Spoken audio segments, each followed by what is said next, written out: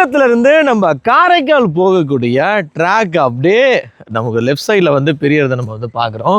So இப்போ நம்ம பார்த்துட்டு இருக்கக்கூடிய இந்த ஒரு இடம் வந்து பார்த்திங்கன்னா நம்ம மாயாவரத்துலேருந்து திருவாரூர் போகக்கூடிய லைனுங்க. இது அப்படியே நம்ம கிராஸ் பண்ணி நம்ம இந்த பக்கம் போகலாம்.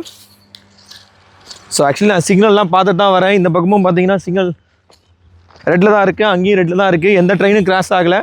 ஸோ இந்த மாதிரி ரயில்வே ட்ராக்லலாம் நீங்கள் போயிட்டு வீடியோ எடுக்கிறீங்கன்னா சேஃப்டி ரொம்ப முக்கியம், சரிங்களா? இந்த பக்கம் பாருங்கள், அழகாக அப்படியே திரும்பி போகுது. பேரளம் ஜங்ஷன்லேருந்து அழகாக ட்ராக் வந்து பிரிஞ்சு லெஃப்ட் சைடில் போகுது காரைக்கால்.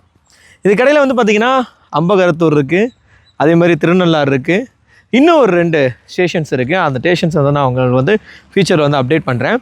1895 ஃப்ரெஞ்சு கிழக்கிந்திய கம்பெனி வந்து என்ன பண்ணுறாங்கன்னா ஃபஸ்ட்டு பேரளத்துலேருந்து காரைக்காலுக்கு வந்து ஒரு ரயில்வே ட்ராக்கை வந்து வடிவமைக்கணும் அப்படின்றத சொல்கிறாங்க.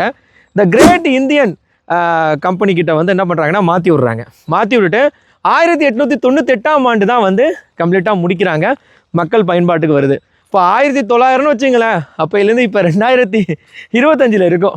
அப்போ பார்த்துங்க, 125 வருடங்கள் பழமை மிக்க ஒரு ரயில்வே ட்ராக் தான் இப்போ நீங்கள் பார்த்துட்ருக்கிறது, சரிங்களா? முன்னாடி வந்து குறுகிய பாதைன்னு சொல்லுவாங்க, அதாவது மீட்டர் கேஜ்னு சொல்லுவாங்க. இப்போ வந்து ப்ராட் கேஜ், ஆக்சுவலி வந்து பார்த்திங்கன்னா ஃபுல்லாக வந்து அகல இருப்பு பாதைன்னு சொல்லுவாங்க இல்லையா, அந்த மாதிரி தான் இப்போ வந்து இதை சேஞ்ச் ஓவர் பண்ணி போட்டாங்க. இடையில தான் ஒரு சில நாட்களுக்கு முன்னாடி தான் வந்து இந்த ஒரு ரயில்வே பாதையில் வந்து பார்த்திங்கன்னா சோதனை ஓட்டம் என்பது நடைபெற்றுச்சு.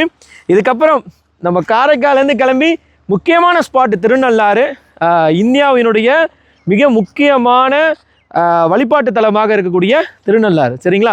சனீஸ்வரன் பகவான் கோயில் இருக்கக்கூடிய இடம். அதுக்கப்புறம் அம்பகரத்தூர் வழியாக காரைக்கால் வழியாக நம்ம சென்னை போகக்கூடிய ட்ரெயின்ஸ்லாம் ஆப்ரேட் பண்ணுவாங்க. ஃப்யூச்சரில் என்னென்ன ட்ரெயின்ஸ்லாம் ஆப்ரேட் பண்ணுறாங்க அப்படின்ற டேட்டாஸை உங்களுக்கு நான் அப்டேட் பண்ணுறேன். ஸோ இந்த மாதிரி இருக்கக்கூடிய இன்ட்ரெஸ்டிங்கான நம்ம டெல்டாவுடைய நியூஸஸ் பற்றி தெரிஞ்சுக்கணும், இன்ஃபர்மேஷன் பற்றி தெரிஞ்சுக்கணும் அப்படின்னா ஸோ கார்த்திக் தமிழன் பேஜை ஃபேஸ்புக், இன்ஸ்டாகிராம், யூடியூபை ஃபாலோ பண்ணி வச்சுக்கங்க. Bye, take care, love you all. Karthik தமிழன்.